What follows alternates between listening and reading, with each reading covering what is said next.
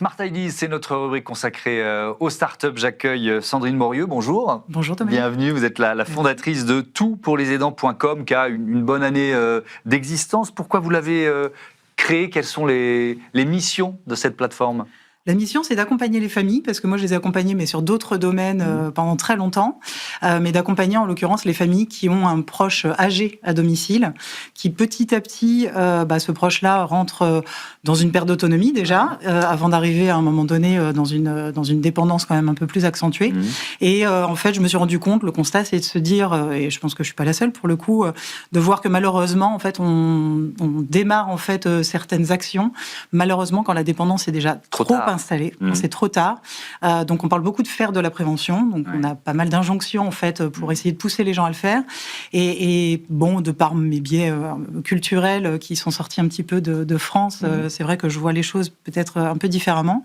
Et j'ai l'impression qu'on devrait, ou en tout cas on pourrait attaquer les choses de manière un peu plus positive, un peu plus agréable pour donner envie en fait. Donc aider les aidants. Il y a des profils de proches aidants où finalement on se rend compte que ça concerne un peu tout le monde. En fait, ça rajeunit. Donc sur les aidants, alors sur les estimés 11 millions d'aidants en France, ce qui doit être sous-évalué quand même. Une majorité effectivement accompagne un parent âgé, c'est parfois leur conjoint, beaucoup de femmes. Beaucoup de femmes, et c'est vrai qu'on se rend compte que plus ça va, plus l'âge en fait moyen de l'aidant réduit. Donc on devient aidant de plus en plus jeune parce que c'est vrai qu'on a des enfants de plus en plus tard. Donc il y a une vraie problématique en fait, sociale, sociétale. Alors, quels besoins vous avez identifiés et quels services vous proposez avec la plateforme? Comment vous répondez à ces besoins? C'est toute la difficulté parce qu'en fait, on est quand même face à un très grand, vaste sujet, et donc forcément avec des personnalités, des centres d'intérêt très différents. Et donc le principe de la plateforme, c'est justement de ne pas essayer de penser pour les gens, mais au contraire de leur offrir en fait un panel, une variété la plus large possible, la plus exhaustive possible, de produits, de services, pour laisser l'occasion en fait à chacun de pouvoir sélectionner en fait avec des grands chapitres, le logement, les loisirs, les finances. Bien sûr, on tourne autour de tout ce qui après a trait à l'avancée en âge. Donc ça peut être effectivement l'adaptation du logement, la mobilité, mais après des solutions auxquelles on pense moins, c'est-à-dire le lien social, les loisirs, voilà comment se faire plaisir en fait. En vous écoutant tout à l'heure, j'ai cru comprendre que vous avez picoré à l'étranger des exemples à suivre, c'est ça? Moi, j'habite en fait aux Pays-Bas. D'accord. Donc je pense que la culture néerlandaise m'influence énormément.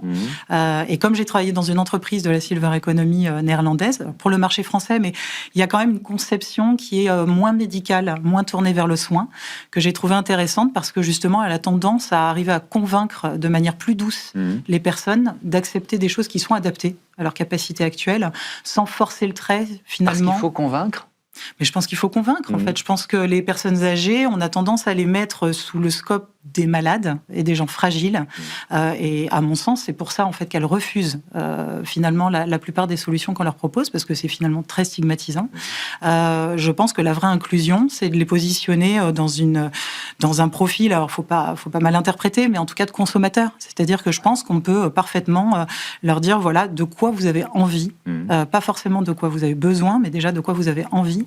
Et je pense que c'est la meilleure porte d'entrée déjà pour leur faire accepter des choses qui sont adaptées à leur capacité actuelle et qui petit à petit leur font certainement accepter des choses un peu plus impactantes au quotidien.